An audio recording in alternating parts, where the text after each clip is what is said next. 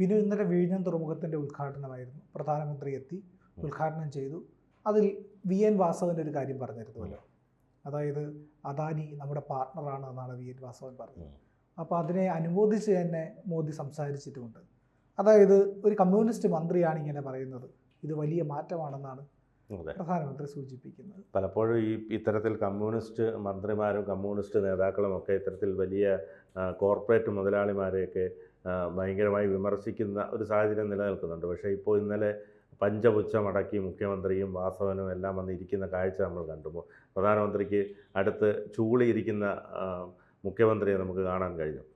പക്ഷേ ഇത് ഒരു ഉമ്മൻചാണ്ടി സർക്കാരിൻ്റെ കാലത്ത് തുടങ്ങി അതിൻ്റെ കുറേയേറെ കാര്യങ്ങൾ നടത്തി കൊണ്ടുവന്നൊരു തുറമുഖമാണ്. അപ്പോൾ അത് ആദ്യഘട്ടത്തിൽ കടൽക്കൊള്ള എന്ന് പറഞ്ഞ് ആക്ഷേപിച്ചവരാണ് ഈ LDF സർക്കാർ. ഇപ്പോഴിതിൻ്റെ പിതൃത്വം ഏറ്റെടുത്ത് ഇത് വലിയ സംഭവമാക്കി അദാനി ഞങ്ങളുടെ പാർട്ട്ണറാണെന്ന് പറയുന്നു. പ്രധാനമന്ത്രി കൃത്യമായ ഭാഷയിൽ അതിനെ വിമർശിക്കുകയും ചെയ്തു. പ്രധാനമന്ത്രി പറഞ്ഞത് ഒരു കമ്മ്യൂണിസ്റ്റ് മന്ത്രിയാണ് ഇത് പറയുന്നതാണ് പ്രധാനമന്ത്രി പറഞ്ഞത്. കാരണം ഒരു കമ്മ്യൂണിസ്റ്റ് മന്ത്രിയുടെ ഭാഗത്തു നിന്ന് ഇങ്ങനെയുള്ള വാക്കുകൾ വരുന്നത് ഇന്ത്യ വളരുന്നു എന്നതിൻ്റെ സൂചനയാണെന്നാണ് പറഞ്ഞത്. അതേസമയം ഈ മുഹമ്മദ് റിയാസ് ഒക്കെ ആണെങ്കിൽ വലിയ വിമർശനമാണ് അഴിച്ചുവിട്ടത്. രാജീവ് ചന്ദ്രശേഖറിനെ ആദ്യമേ പിടിച്ച് അവിടെ ഇരുത്തി എന്നൊക്കെ പറഞ്ഞുകൊണ്ട്. രാജീവ് ചന്ദ്രശേഖർ മുൻ കേന്ദ്രമന്ത്രിയാണ്. അദ്ദേഹം ഈ സംസ്ഥാന അധ്യക്ഷന്മാർക്ക് പാർട്ടി കൊടുക്കുന്ന സ്ഥാനം വളരെ വലുതാണ്. BJP എപ്പോഴും അങ്ങനെയാണ്. ഏത് സംസ്ഥാനത്ത് പോയാലും സംസ്ഥാന അധ്യക്ഷനായിരിക്കും ഏറ്റവും പ്രധാനപ്പെട്ട സ്ഥാനം നൽകുക.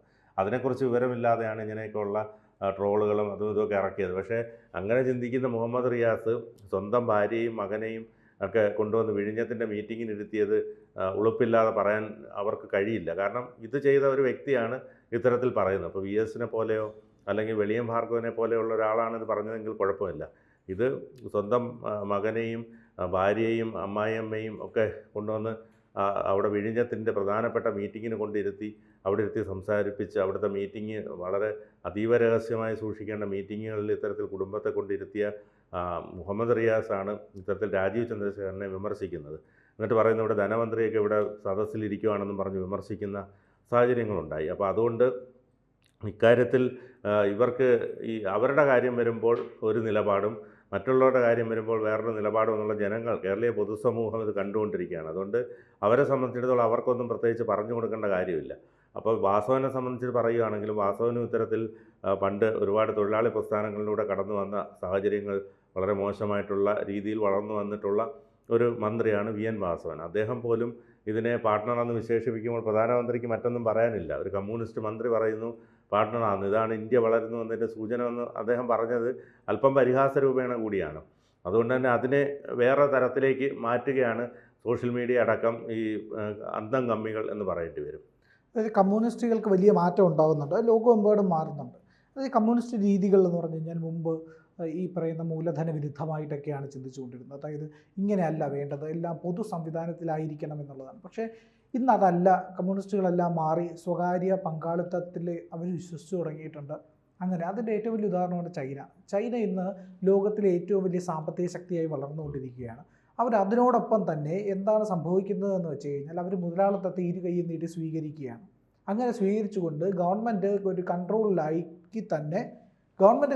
തന്നെ സ്വകാര്യ നിക്ഷേപങ്ങൾ, വലിയ കോടീശ്വരന്മാരുള്ള രാജ്യമാണ് ചൈന ഇന്ന്. അതുകൊണ്ട് തന്നെ ഈ പറയുന്ന മൂലധന കൂട്ടി വെച്ചിട്ട് അതിൻ്റെ ഈ പറയുന്ന തെറ്റാണെന്നോ അല്ലെങ്കിൽ വലിയ നിക്ഷേപം വരുന്നത് തെറ്റാണെന്നോ ഒന്നും ചൈന പറയില്ല. ചൈന നിക്ഷേപങ്ങൾ സ്വീകരിക്കുകയാണ് ചെയ്യുന്നത്.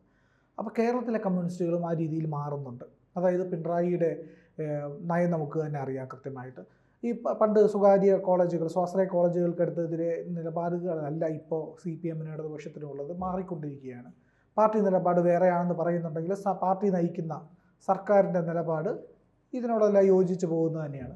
അതുതന്നെയാണ് സ്വകാര്യ യൂണിവേഴ്സിറ്റിയുടെ കാര്യത്തിൽ നമ്മൾ ഈ അടുത്ത കാലത്ത് കണ്ടത്. പണ്ട് കമ്പ്യൂട്ടറിനെ എതിർത്തതുപോലെ അല്ലെങ്കിൽ ട്രാക്ടറിനെ എതിർത്തതുപോലെ ഒക്കെ പിന്നീട് അതിനെ സ്വീകരിക്കുകയാണ് അവർ ചെയ്യാറുള്ളത്. നമുക്കറിയാം ഗെയിൽ പൈപ്പ് ലൈൻ പദ്ധതി ആയാലും എക്സ്പ്രസ് ഹൈവേ ആയാലും ഏത് വികസനത്തെ ആയാലും ഇവർ എതിർത്തിരുന്നു. എന്തിനേറെ പറയും, നമ്മുടെ നാട്ടിലെ ഓവർബ്രിഡ്ജ് ആയാലും ഈ പറയുന്ന മെട്രോ സിസ്റ്റത്തിനെ ആയാലും എല്ലാത്തിനെയും ആദ്യഘട്ടത്തിൽ വിമർശിച്ചവരാണ്. പിന്നീട് അവർ കേരളയിൽ വരെ വിഭാവനം ചെയ്യുന്നു. അപ്പോൾ നമുക്ക് ആ കാര്യം വിടാം. ഇന്ന് എന്തുകൊണ്ടാണ് കമ്മ്യൂണിസ്റ്റുകൾ ഇങ്ങനെ മാറി ചിന്തിക്കുന്നതെന്ന് പറഞ്ഞാൽ വ്യക്തി അധിഷ്ഠിതമായിട്ടുള്ള സമൂഹത്തിന് വലിയ പ്രാധാന്യമുണ്ട് എന്നുള്ളതാണ്. പൊതുഗുണം മാത്രം വിചാരിച്ചാൽ പോരാ, ഓരോ വ്യക്തിയുടെയും സ്വാതന്ത്ര്യത്തിൻ്റെ, അവൻ്റെ ഇഷ്ടവും അവൻ്റെ അഭിപ്രായവും എല്ലാം കണക്കിലെടുക്കണമെന്നുള്ള ഒരു പുരോഗമനാത്മകമായ നിലപാടിലേക്ക് കമ്മ്യൂണിസ്റ്റുകൾ മാറിയിട്ടുണ്ട്. കമ്മ്യൂണിസ്റ്റുകളുടെ പ്രധാനപ്പെട്ട ഈ കാര്യത്തിലുള്ളൊരു മാറ്റം എന്ന് പറഞ്ഞാൽ സ്വകാര്യ മേഖലയെ അംഗീകരിക്കാൻ തുടങ്ങി. ഇപ്പോൾ എന്താണ് സ്വകാര്യ മേഖലയാണോ സർക്കാർ മേഖലയാണോ നല്ലതെന്ന് പറഞ്ഞാൽ സാമ്പത്തികമായിട്ടുള്ള കാര്യങ്ങൾ വെച്ച് നോക്കുമ്പോഴാണ് നമ്മൾ സർക്കാർ സൗജന്യം തരുന്നു എന്നുള്ളത് കൊണ്ടാണ്. പക്ഷേ സർക്കാർ സൗജന്യം തരുന്നു എന്ന് പറഞ്ഞു കഴിഞ്ഞാൽ പലപ്പോഴും നമ്മൾ ആ ഗതികേട് അതിനുവേണ്ടി വലിയ ദുരിതം, വലിയ വില കൊടുക്കേണ്ടി വരാറുണ്ട്. ഇപ്പോൾ മെഡിക്കൽ കോളേജ് അല്ലെങ്കിൽ സർക്കാർ ആശുപത്രി, അവിടെ ചെല്ലുമ്പോൾ എന്താ അവസ്ഥ? ക്യൂ, തിരക്ക്, വൃത്തിയില്ലായ്മ, പ്രശ്നങ്ങൾ, പരുഷമായ പെരുമാറ്റം. അതായത് ഡോക്ടർമാരുടെയൊക്കെ പെരുമാറ്റം കാണണം. സർക്കാർ ഹോസ്പിറ്റലിൽ വളരെ പരുഷമാണ്, ഒരു ഹാർഷായിട്ടാണ് പെരുമാറുന്നത്. പക്ഷേ ഇതേ ഡോക്ടർ തന്നെ റിട്ടയർ ആയി കഴിഞ്ഞ് പ്രൈവറ്റ് പ്രാക്ടീസ് ചെയ്യാൻ നേരത്ത് വളരെ വിനയാന്വിതനായിട്ട് സംസാരിക്കും. എൻ്റെ ജീവിതത്തിൽ അനുഭവം ഉണ്ടായിട്ടുണ്ടാവും. പോട്ടെ. പക്ഷേ അതല്ല നമ്മൾ പറയുന്നത്. അങ്ങനെ വരുമ്പോൾ സ്വകാര്യ മേഖലയിൽ എന്താണ് ശ്രദ്ധിക്കുന്നത്? അവിടെ സോഫ്റ്റ് സ്കിൽ എന്ന് പറയുന്ന ഒരു കാര്യമുണ്ട്. അതിനെ അവർ പ്രോത്സാഹിപ്പിക്കും. ആൾക്കാരോട് മാന്യമായിട്ട് ഇടപെടുക, ചിരിച്ചുകൊണ്ട് പെരുമാറുക, അവർക്ക് വേണ്ട അതെല്ലാം ചെയ്തു കൊടുക്കുക, സർവീസാണ്. അപ്പോൾ ഈ ഒരു സുഖം ഇല്ലെങ്കിൽ സൗകര്യം സർക്കാർ മേഖലയിൽ പലപ്പോഴും കിട്ടാറില്ല.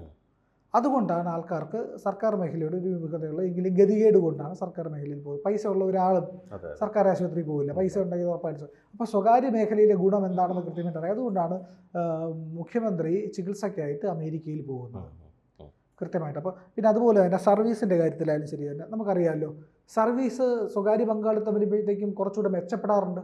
ഇപ്പോൾ റെയിൽവേയിൽ ഒരു കമ്പനിയാക്കി IRCTCയെ മാറ്റിയതിന് ശേഷം അവിടെ നിന്നുള്ള സർവീസ് കിട്ടുമ്പോഴത്തേക്കും കൃത്യമായിട്ട് അതിന് മാറ്റം വരും. ആൾക്കാരെ കൊണ്ട് പണിയെടുപ്പിക്കും. റെയിൽവേയിൽ ഒരു കംപ്ലയിൻറ്റ് കൊടുത്തു കഴിഞ്ഞാൽ ആ നിമിഷം വന്ന് പരിശോധിക്കുന്ന രീതിയുണ്ട്. അങ്ങനെ ഒരുപാട് മാറ്റം വന്നു. സർവീസ് മേഖലയിൽ ഉണ്ടാകുന്ന മാറ്റങ്ങൾ സ്വകാര്യ പങ്കാളിത്തത്തിൽ ഗുണം ചെയ്യാറുണ്ട്. സ്വകാര്യ പങ്കാളിത്തം വരുമ്പോൾ ഈ സർവീസ് മേഖലയിൽ വലിയ മാറ്റം വരാറുണ്ട്. ഈ കാര്യങ്ങളൊക്കെ പരിഗണിക്കുമ്പോൾ ഇന്നത്തെ സമൂഹത്തിൽ ഈ സ്വകാര്യ നിക്ഷേപങ്ങൾ, സ്വകാര്യ പങ്കാളിത്തം, സ്വകാര്യ വ്യക്തികളുടെ സ്ഥാപനങ്ങൾ, ഇതിനെല്ലാം വലിയ പ്രാധാന്യമുണ്ടെന്ന് കമ്മ്യൂണിസ്റ്റുകൾ തിരിച്ചറിയുകയും ആ തിരിച്ചറിവിൻ്റെ അടിസ്ഥാനത്തിൽ അവർ സ്വകാര്യ നിക്ഷേപത്തെ സ്വീകരിക്കുകയും ചെയ്യുന്നുണ്ട് സ്വകാര്യ വ്യക്തികളുടെ. അതാണ് ഇന്ന് സംഭവിച്ചുകൊണ്ടിരിക്കുന്നത്. അതാണ് മോദി എടുത്തു പറഞ്ഞത്. സർക്കാരിൻ്റെ രീതികളൊക്കെ അറിയാമല്ലോ. സർക്കാരിൻ്റെ രീതികൾ പലപ്പോഴും ഒരു കാര്യത്തിനകത്ത് പതിയായിരിക്കും പോകുന്നത്. ഒരു പേപ്പർ സാങ്ഷനായി വരാനൊക്കെ ഒരുപാട് ടൈം എടുക്കും. പക്ഷേ ഒയാസിസിൻ്റെ കാര്യത്തിൽ എങ്ങനെയാണ്? ശരവേഗത്തിലാണ് ഈ പറയുന്ന ഡിസ്റ്റിലറിക്ക് വേണ്ടിയിട്ട്, പാലക്കാട് ഡിസ്റ്റിലറിക്ക് വേണ്ടിയിട്ട് ശരവേഗത്തിലാണ് ഫയലുകൾ നീങ്ങിയത്. അപ്പോൾ അത്തരത്തിലും ചെയ്യാൻ കഴിയും. അപ്പോൾ സ്വകാര്യ നിക്ഷേപം വരുമ്പോൾ തടസ്സങ്ങൾ മാറും, പ്രശ്നങ്ങൾ പരിഹരിക്കപ്പെടും. അപ്പോൾ അതിന് താല്പര്യമാണിത്. ഇപ്പോൾ സംസ്ഥാന സർക്കാർ ഇത്തരത്തിലുള്ള കാര്യങ്ങൾ കുറച്ചുകൂടെ പക്വമായ ഒരു തീരുമാനമെടുത്താൽ, ഇപ്പോൾ സീ പ്ലെയിൻ ആദ്യം എതിർത്തവരാ ഇടതുപക്ഷം. സീ പ്ലെയിന് വന്നു കഴിഞ്ഞാൽ മത്സ്യത്തൊഴിലാളികളുടെ ഇത് മീൻ പിടിക്കാൻ പറ്റില്ല, അവർക്ക് മീൻ പിടിക്കാൻ പോകാൻ പറ്റില്ല എന്നൊക്കെ പറഞ്ഞുകൊണ്ട് വലിയ പ്രശ്നമായിരുന്നു. ഇപ്പോൾ അവർ തന്നെ പദ്ധതി കൊണ്ടുവന്നു. ആ വലിയ എൻവയോൺമെൻറ്റൽ ഇഷ്യൂസ് ഉള്ള പ്രദേശത്താണ് ഈ വിമാനം ചെന്ന് ഇറങ്ങുന്നത്. ഈ പദ്ധതി എത്രത്തോളം വരും, എത്രത്തോളം നിലനിൽക്കും എന്നൊക്കെ ഉള്ളത് വേറെ കാര്യം. പക്ഷേ ഇതിനു വേണ്ടിയിട്ട് അവർ തയ്യാറാകുന്നു. സ്വകാര്യ മേഖലയിൽ വലിയ മാറ്റം കൊണ്ടുവരാൻ പ്രയത്നിക്കുന്നു. ബാങ്കുകളിൽ ഈ പറയുന്ന ദേശസാൽക്കരിച്ച ബാങ്കുകളെല്ലാം ഒരു കമ്പനി രീതിയിലേക്ക് മാറുന്നതിനേക്ക് എതിർത്തിരുന്നതാണ്. ഇൻഷുറൻസ് മോണോപ്പൊളി വേണമെന്ന് ആവശ്യപ്പെട്ടിരുന്നവരാണ് ഇടതുപക്ഷം. പക്ഷേ ഇൻഷുറൻസ് മോണോപ്പൊളിയിൽ മാറ്റമുണ്ടായി, മറ്റ് കമ്പനികൾ വന്നു, ഒരുപാട് നിക്ഷേപം വന്നു, ഒരുപാട് പേർക്ക് തൊഴിൽ കിട്ടി. അങ്ങനെ ഈ സ്വകാര്യ മേഖലയിൽ കൂടി മാത്രമേ സ്വകാര്യ പൊതു പങ്കാളിത്തത്തിൽ കൂടി ഒരു മിക്സഡ് എക്കോണമിയിൽ ഒരു വെൽഫെയർ സ്റ്റേറ്റിൻ്റെ ഒരു സ്വതന്ത്രമായ ഒരു ലേസി ഫെയർ എന്നൊന്നും പറയുന്നില്ല, അങ്ങനെ ഈ സ്വതന്ത്രമായ മാർക്കറ്റ് സിസ്റ്റം ഒന്നും പറയില്ല, എങ്കിലും കുറേയേറെ സ്വതന്ത്രവും സുതാര്യവുമായിട്ടുള്ള ഒരു സംവിധാനത്തിൽ കൂടി പോയാലേ സാമ്പത്തിക പുരോഗതി രാജ്യത്തിന് കൈവരിക്കാൻ കഴിയുള്ളൂ. അതിന് സ്വകാര്യ പൊതു നിക്ഷേപങ്ങളെല്ലാം ആവശ്യമാണ്. അത് തന്നെയാണ് പ്രധാനമന്ത്രി എടുത്തു പറഞ്ഞത്. കമ്മ്യൂണിസ്റ്റുകൾക്കുണ്ടാകുന്ന ഈ മാറ്റം വലിയ സ്വാഗതം ചെയ്തു തന്നെ അതിനെ സ്വീകരിക്കണം എന്നുള്ളതുമാണ് അതിൻ്റെ കാര്യം. കൂടുതൽ വാർത്തകളും വിശേഷങ്ങളും നിങ്ങളിലേക്ക് എത്താൻ ABC മലയാളം സബ്സ്ക്രൈബ് ചെയ്യുക, ബെൽ ബട്ടണും അമർത്തുക.